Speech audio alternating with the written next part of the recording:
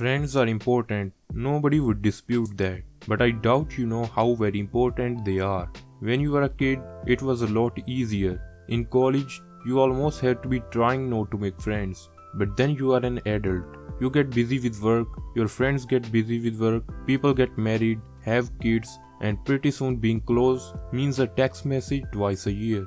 So how do we make new friends as adults? Here are my 6 tips for making and keeping friends for the long haul. Number 1. Reconnect with old friends. Doing this is easy. They are people you already have history with and it does not take a lot of time or work to get to know them. Go to Facebook or LinkedIn for ideas and then send some texts. Boom, you already have more friends. If you are going to be strategic, who should you prioritize? You probably met a disproportionate number of your friends through just a handful of people. They are your super connectors. Rekindle those relationships and then ask them if there's anyone you should meet. Next time you get together, see if that new person can come along. Not hard at all. Number 2. Initiate.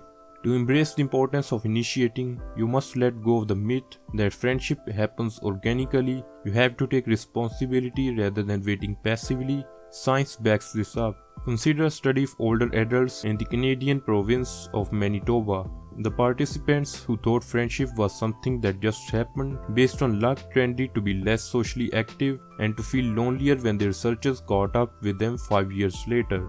By contrast, those who thought friendship took effort actually made more effort. For example, by showing up at church or at community groups, in that they felt less lonely at the 5-year follow-up. Number 3. Remind yourself why you are doing it.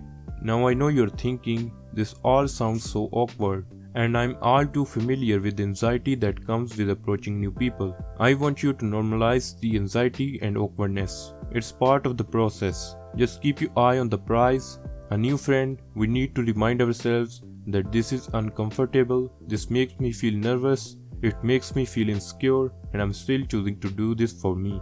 Number 4. Be vulnerable. Open up a bit, don't go full TMI, but make yourself a little bit vulnerable. Nobody becomes besties by only discussing the weather. Close friends are what leads to personal discussions, but personal discussions are what also leads to close friends.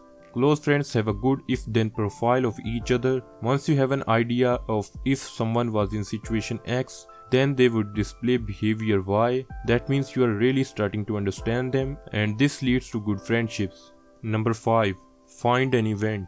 Look for an event that you wanted to attend. It's best if you sign up for something ongoing, such as a book club or a hiking group. Find the time and place that the group meets and commit to showing up. Put the details of the event in your calendar right before the meetup. There are a few things you should do to increase your confidence in interacting with new people. A few hours before the event, do something to put you in a good mood. This might be chatting with an old friend, listening to music, or doing some exercise. Number 6. Follow up.